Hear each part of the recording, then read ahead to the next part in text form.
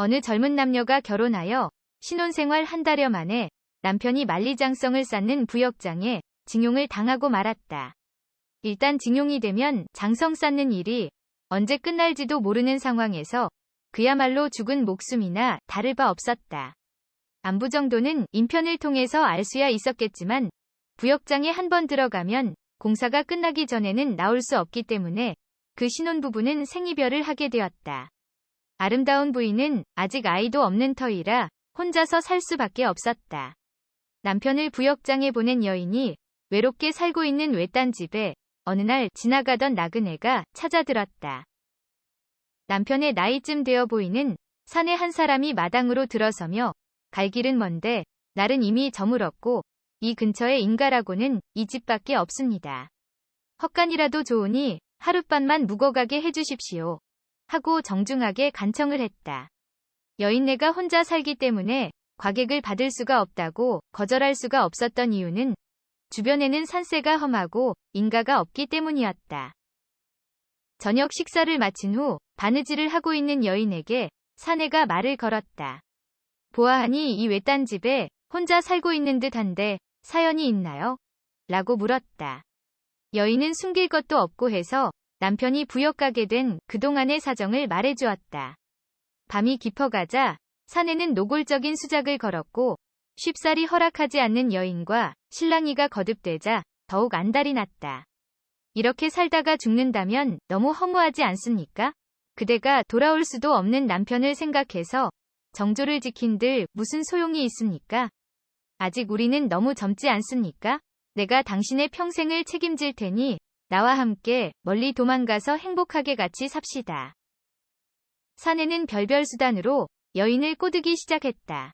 하지만 여인은 냉랭했다. 사내는 그럴수록 열이 나서 저돌적으로 달려들었고 여인의 판단은 깊은 야밤에 인적이 없는 이 외딴 집에서 자기 혼자서 절개를 지키겠다고 저항한다고 해도 소용없는 일이라는 것을 깨달았다. 여인은 일단 사내의 뜻을 받아들여 몸을 허락하겠다고 말한 뒤 한 가지 부탁을 들어달라고 조건을 걸었다.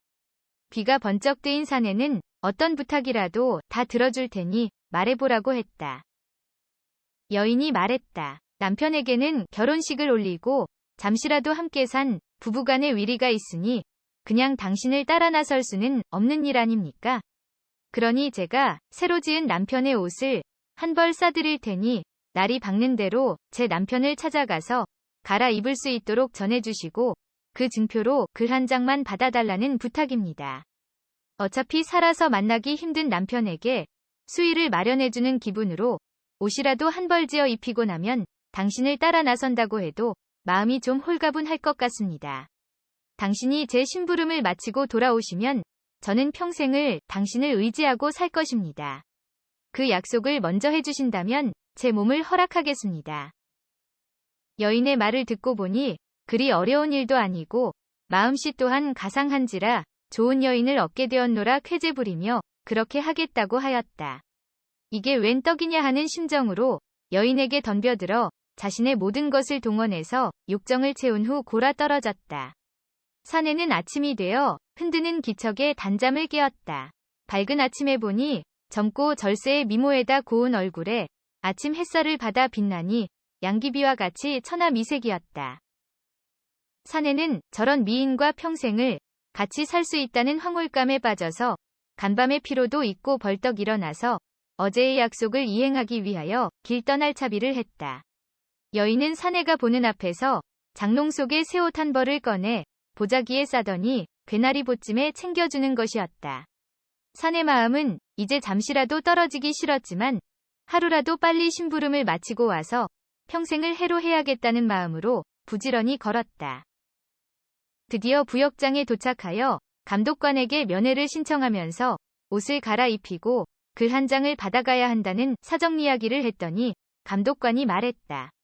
옷을 갈아입히려면 공사장 밖으로 나와야 하는데 한 사람이 작업장을 나오면 그를 대신해서 다른 사람이 들어가 있어야 하는 규정 때문에 옷을 갈아입을 동안 당신이 잠시 교대를 해줘야 가능하다. 사내는 그렇게 하겠노라 하고 여인의 남편을 만난 사내는 관리가 시킨 대로 대신 들어가고 그에게 옷보따리를 건네주었다. 남편이 옷을 갈아 입으려고 보자기를 펼치자 옷 속에서 편지가 떨어졌다. 당신의 아내 해옥입니다. 당신을 공사장 밖으로 끌어내기 위해 이 옷을 전한 남자와 하룻밤을 지냈습니다. 이런 연유로 외간 남자와 하룻밤 같이 자게 된 것을 두고 평생 허물하지 않겠다 각오가 서시면 이 옷을 갈아입는 즉시 제가 있는 집으로 돌아오십시오. 그러나 혹시라도 그럴 마음이 없거나 허물을 탓하려거든 그 남자와 교대해서 공사장 안으로 다시 들어가십시오. 자신을 부역장에서 빼내주기 위해서 다른 남자와 하룻밤을 지냈다고 고백을 듣지만 그것을 용서하고 아내와 오손도손 사는 것이 낫지 어느 바보가 평생 못 나올지도 모르는 만리장성 공사장에 다시 들어가서 교대를 해주겠는가. 남편은 옷을 갈아입고 그 길로 아내에게 달려와서 아들 딸 낳고 행복하게 살았다.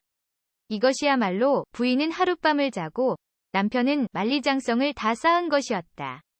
어리석은 그 사내는 잠시의 영욕에 눈이 어두워 자신도 모르는 사이에 남의 만리장성을 쌓아주게 되었던 것이다.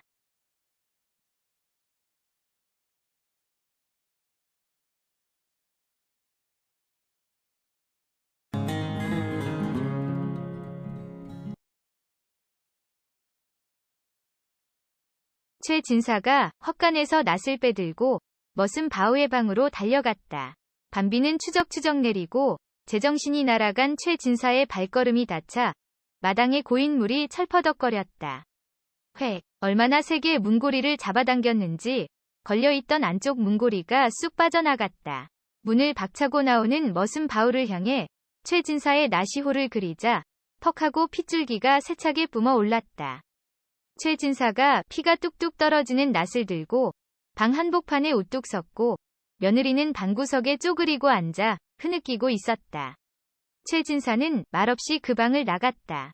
비는 계속 내리고 붉은 피가 엉긴 채 바우는 두 손으로 오른쪽 눈을 감싼 채 뛰어나갔다.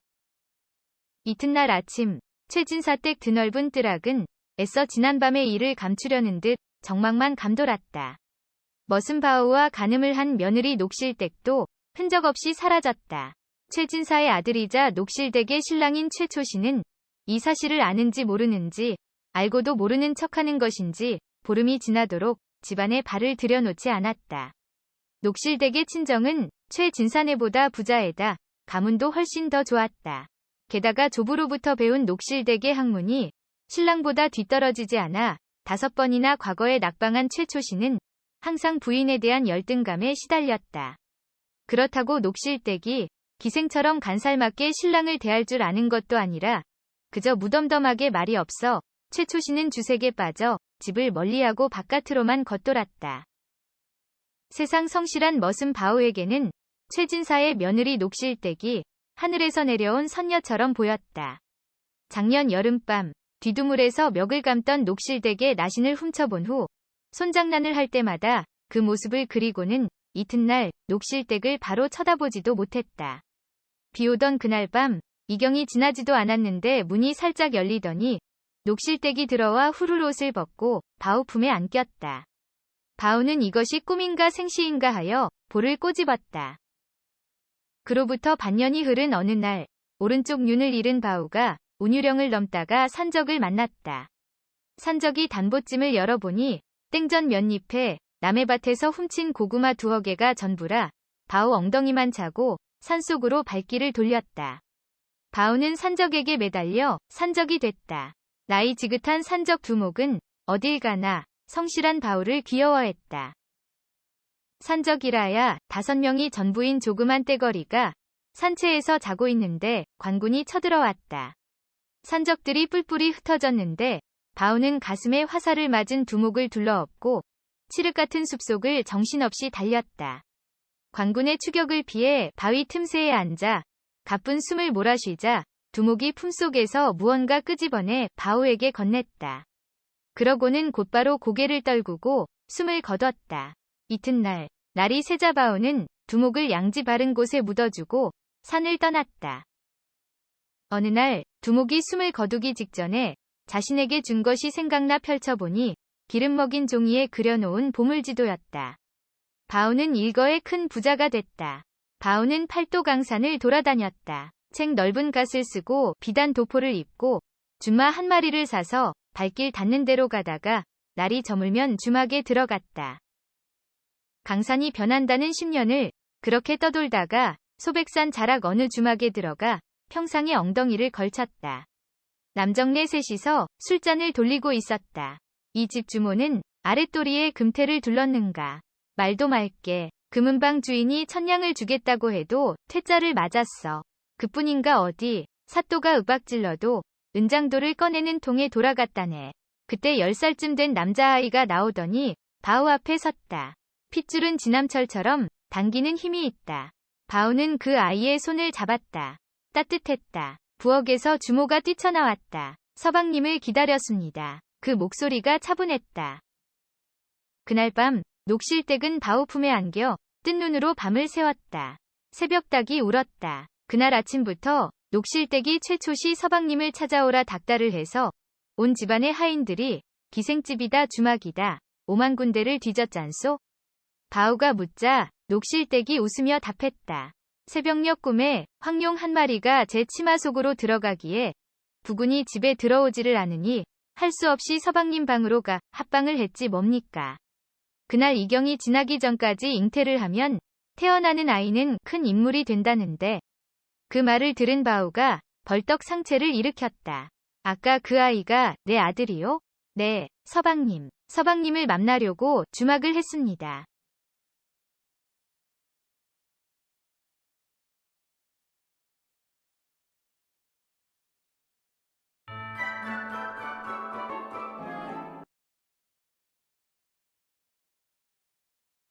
영감님, 동네의 젊은 것들이 사랑방에 모여 앉아 수색시가 좋다느니 과부가 좋다느니 서로들 우기면서 떠들고 있는데 과연 여자란 어느 쪽이 제일 맛이 좋을까요? 그것은 예로부터 이르기를 1도, 2비, 3기, 4첩, 5첩 라고 했네. 그게 무슨 말인지요? 1도란 남의 계집을 잠깐 훔친다는 뜻일세. 즉 남의 부인이 첫 번째란 말일세. 뭐요? 무슨 그런 소리를. 난 태어날 때부터 남의 것이라곤 거들떠보지도 않는 성미인거려. 알았어. 자네가 정직하고 깨끗하다는 것은 천하가 다 아는 일이네. 본론에 들어가 2비는 계집종이고 3기는 돈으로 사는 계집, 즉 기생이나 주모 따위지. 기생이 세 번째이네요. 4첩은 남의 첩을 가늠하는 것이고 5처는 제 마누라일세.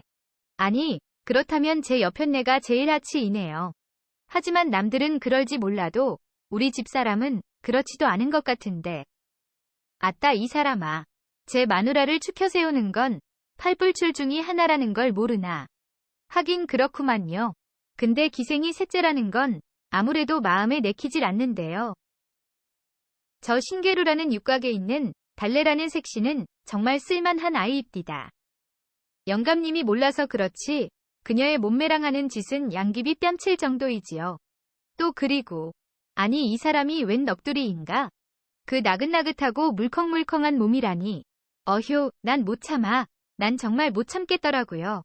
한다는 소리가 점점 그 가냘픈 팔에서 어떻게 그런 힘이 나올 수가 있을까 싶을 만큼 저를 으스러지게 끌어안고는 점점 가경에 들어가는군. 그 즐거운 기분이란 옆에서 누가 죽는다고 해도 모를 정도지요. 이제 어지간히 해두게. 공연히 남의 마음을 들뜨게 하지 말고.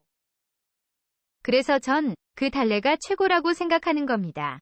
셋째라니 섭섭하네요. 그래서 만나고 싶어도 돈이 없을 때는 할 수 없이 불을 끄고 여편네를 달래라고 생각하면서 하곤 했지요. 그건 죄일세. 죄라니요? 아암 죄지.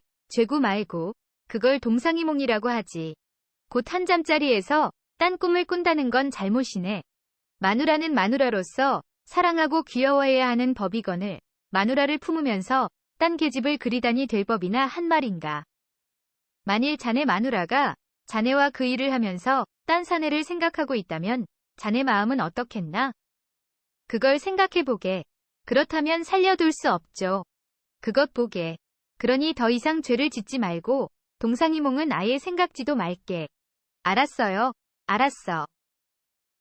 이 팔불출은 불이 나게 집으로 돌아와 문 앞에서부터 마누라를 찾았다. 여보, 이제 돌아왔어.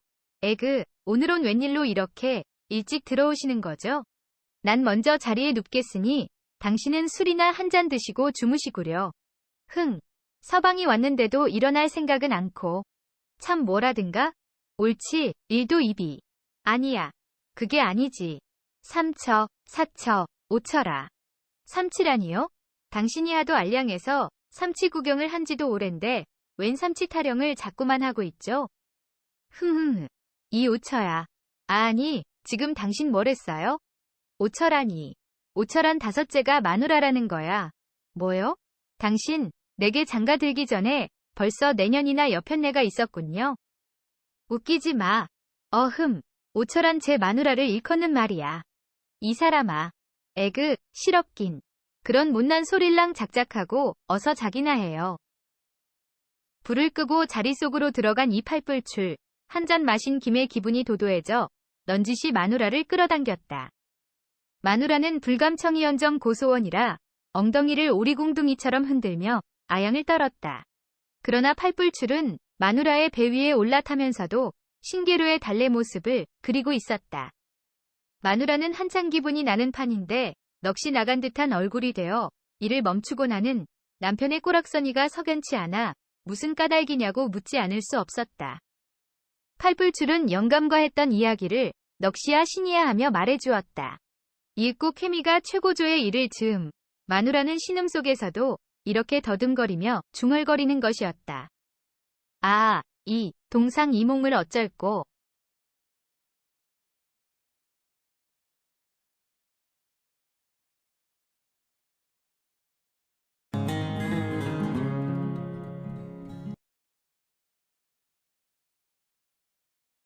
안성육이 공방의 규모는 어마어마하다. 200여 명이나 되는 공원들은 저마다 맡은 일에 매달려 땀을 흘리느라 부산하고 구리와 아연을 합금하는 용광로엔 시뻘건 쇳물이 끓고 방자 그릇을 두드리는 망치 소리는 귀를 찢는다. 콧수염에 쑥 들어간 눈이 반짝거리는 안성육이 주인은 주판 두드리는 낙으로 살아간다. 그는 빈틈이 없어 일전 한 푼이 틀려도 집사의 목을 날렸다. 이 큰 부자에게도 모자라는 게 있었으니 슬아의 자식이 없다는 것이다. 애 못 낳는 본처는 진작에 돈보따리를 싸주고 내쫓았지만 새로 들여온 둘째, 셋째도 역시 자식을 못 가져 3, 4년씩 살다가 쫓겨났다. 넷째가 들어왔다. 24세, 자색이 빼어난 데다 머리 회전도 빨라 유기주인 영감님을 치마폭에 쌌다. 뿐만 아니라 그 드넓은 집안의 수많은 사람들을 쥐락펴락 한 손에 움켜쥐었다. 저녁이 되면 뒤뜰 우물가엔 유기공장에서 하루 종일 땀을 흘린 유기공들이 불알을 덜렁거리며 멱을 감느라 왁자지껄하다. 어느 날 유기공장 주인 영감님이 공장 문을 닫고 소 잡고 돼지 잡고 잔치를 벌였다. 넷째 마누라가 입덧을 한 것이다. 다음해 초여름에 마누라는 달덩이 같은 아들을 낳았고 유기공장 주인 영감님의 입이 찢어졌다. 아이는 무럭무럭 자랐다. 아이는 제 어미 젖꼭지 빨대를 빼놓곤 하루 종일 영감님 품에서 떠나지 않았다. 영감님이 유기공장 가는 발걸음도 뜸해졌다. 영감은 유기공장 명의를 아이에게 넘기고 집문서 논 반문서도 모두 아이 이름으로 바꿨다. 호사다마라던가 해소천식으로 콜록콜록하던 영감님이 급사를 맞아 이승을 하직했다. 장례를 치르고 넷째 부인은 상복을 입은 채 유기공장을 이끌었다. 무사람들의 우려와 달리 공장은 더 커졌다. 영감님의 3년상을 치르고 나자 30이 가까워진 부인은 상복을 훌훌 벗어던지고 화사하게 비단 옷으로 갈아입었다. 안성 저작거리에 안성육이 판매점이 크게 문을 열었다. 점장은 공장에서 일하던 27 총각 상덕이가 맡게 되었다. 원래 허우대가 멀쩡하던 상덕은 점장이 되면서 한결 훤해졌다. 밤이 되어 판매점이 문을 닫으면 장옷으로 얼굴을 가린 여인이 가게 뒤에 딸린 방으로 스며든다. 촛불이 꺼지면 상덕이는 여인의 옷고름을 풀고 와락 끌어안았다. 먹구름이 몰려와 천둥 번개가 치며 비를 쏟았다. 아직도 가쁜 숨으로 새근거리는 여인을 한 팔로 안고 상덕이 물었다. 임자, 그 수많은 사람들 중에 나를 찍은 이유가 뭐요? 가장 성실하게 일했고 가장 잘생겼고. 여인은 상덕의 약물을 꽉 쥐며 또 서방님의 약물이 가장 대물이어서지요. 라고 킬킬거렸다. 내 약물을 어떻게 봤소? 뒤뜰 우물가에서 모두들 멱을 감을 때 안방 들창구멍으로 봤지요. 약물이 또다시 화를 내 한 번 더 운우가 지나갔다. 그 여인은 바로 죽은 안성육이 주인 영감님의 넷째 부인이다. 아이는 자라며 상덕이를 빼다 꽂았다.